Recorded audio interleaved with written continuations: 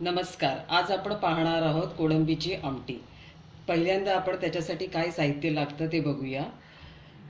एक टेबलस्पून धणे घेतलेले आहेत कच्चे. ह्या 5-6 संगमेश्वरी किंवा बेडगी मिरच्या घेतलेल्या आहेत. एक बटाटा. हे एक छोटी वाटी खोबरं, ओलं खोबरं किसून घेतलेलं आहे. ह्या 4 लसणीच्या पाकळ्या. हे थोडंसं आलं ठेचून घेतलेलं आहे. हे त्रिफळा आहेत आणि हे आमसुलं आहेत. आमसुलं म्हणजे कैरीपासून बनवलेली सोलं आहेत. हे जर अवेलेबल नसेल तुमच्याकडे तर तुम्ही आमचूर पावडर किंवा चिंच पण वापरू शकतात. कोळंबी स्वच्छ धुवून साफ करून घेतल्यानंतर त्याला एक लिंबाचा रस, एक चमचा मीठ आणि पाव चमचा हळद लावून 20 ते 25 मिनटं मॅरिनेशनसाठी ठेवावं. आता आपण वाटणाची तयारी करतोय. हे खोबरं, धणे, मिरची आणि हे आमसूल हे सगळं एकत्र करून आपण बारीक वाटून घेणार आहोत. हा पहा आपला वाटून छानपैकी बारीक झालेला मसाला. आता आपण आमटीला फोडणी देणार आहोत. 1 टेबलस्पून तेल ह्या पॅनमध्ये टाकलेलं आहे. आता हे छानपैकी तापलं ना की आपण ह्याच्यामध्ये आलं लसूण जे चेचून ठेवलेलं होतं ते घालतोय.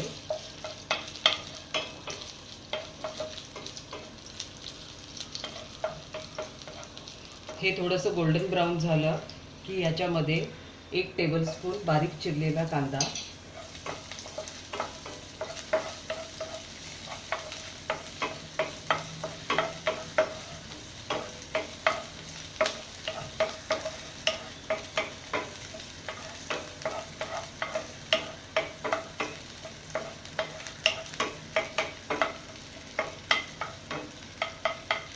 कांदा आपल्याला जास्त शिजवायचा नाही आहे. आता आपण आपला हा जो मसाला वाटून ठेवलेला होता तो याच्यात घालूया.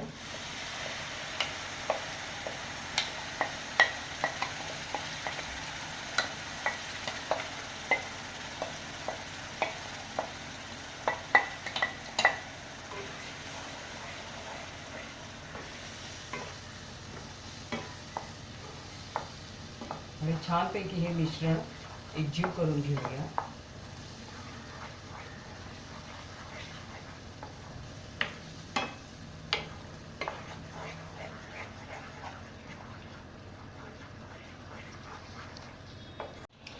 आता आपल्या मसाल्याला छान उकळी आलेली आहे. ह्याच्यामध्ये आपण आपल्या आवडीप्रमाणे म्हणजे तुम्हाला जेवढी कन्सिस्टन्सी पाहिजे असेल ग्रेव्हीची त्या हिशोबाने पाणी टाका.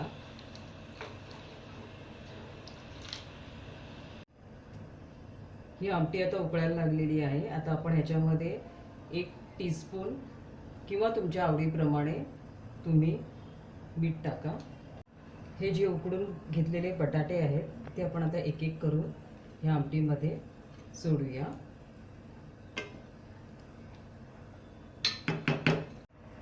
त्यानंतर ही कोळंबी आहे ती सगळी टाकूया याच्यात आणि छानपैकी ढवळून घेऊया. आमटीला आपल्या उकळी आलेली आहे.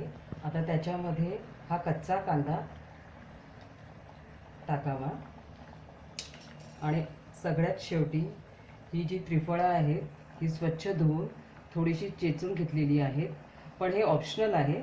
असतील तर तुम्ही टाका, नाहीतर नाही टाकली तरी ती आमटी तेवढीच छान लागते.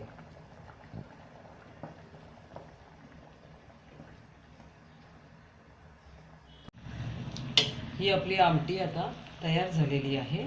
आता आपण गॅस विझवूया. आपली कोळंबीची आमटी तयार झालेली आहे. ही भाताबरोबर, चपातीबरोबर तुम्ही कशाबरोबरही खाऊ शकता. मला खात्री आहे तुम्हाला ही कोळंबीची आमटी नक्की आवडली असेल. जरूर घरी प्रयत्न करून बघा आणि तुमचे जे काय अनुभव असतील ते माझ्याबरोबर शेअर करा.